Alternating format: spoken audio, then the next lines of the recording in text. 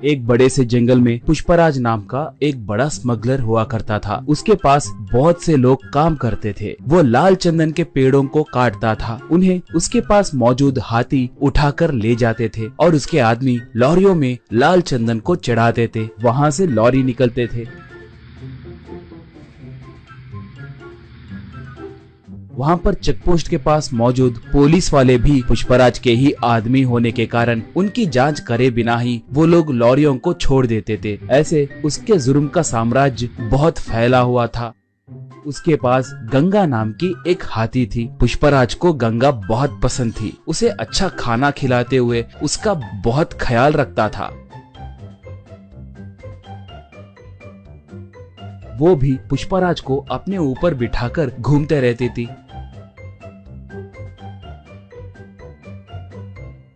पुष्पराज आसपास के गांव में भी बहुत दान करता था। इसलिए अगर गांव में कभी कोई पुलिस की गाड़ी आती तो उस गांव में रहने वाले पुष्पराज के आदमी तुरंत पुष्पराज को फोन करके उसे जानकारी देते थे। इससे पुष्पराज सतर्क होकर जंगल में दूसरे इलाके को अपने आदमियों के साथ मिलके चला जाता था। पुलिस वाले आकर वहां पर देखे तो उन्हें कोई नहीं दिखते थे। इससे वो लोग सर पकड़ लेते थे। एक बार उस इलाके को एक नया एसपी आया। उसका नाम शेखावत था। वो बहुत बड़ा रिश्वतखोर और भ्रष्ट ऑफिसर था। वो बहुत बड़ा क्रूर और मूर्ख आदमी था। वो जैसे तैसे पुष्पराज को पकड़ने के लिए देख रहा था। एक बार गलती से गंगा एक घाटी में गिर गई, मगर वो पूरी तरह से घाटी में गिरे बिना नीचे एक बड़े से पत्थर के बीच में फंस गई थी। वो हाथी उसे बचाने के लिए चिंगाड़ने लगी।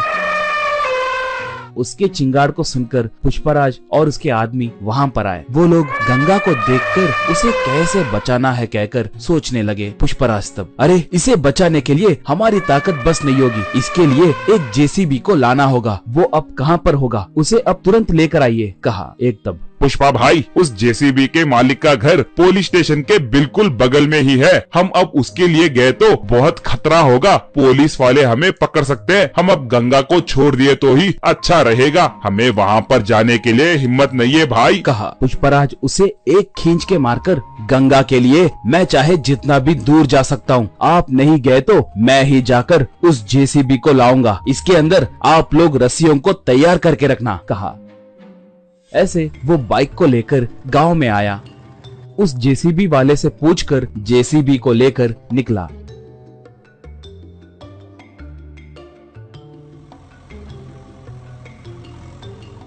उसे देखकर एक पुलिस इंफॉर्मर शेखावत को फोन करके पूरी बात बताया। बस शेखावत तुरंत अपने जीप में निकला। पुष्पराज पहाड़ के पास पहुंचकर जेसीबी को रस्सियां बांधकर उनसे गंगा को ऊपर खींचकर उसे बचाया। गंगा ऊपर आकर खुशी से चिंगाड़ने लगी। पुष्पराज को अपने सूंड से आशीर्वाद दी। इतने में शेखावत वहां पर आकर बंदूक से पुष्पराज पे निशाना साधा।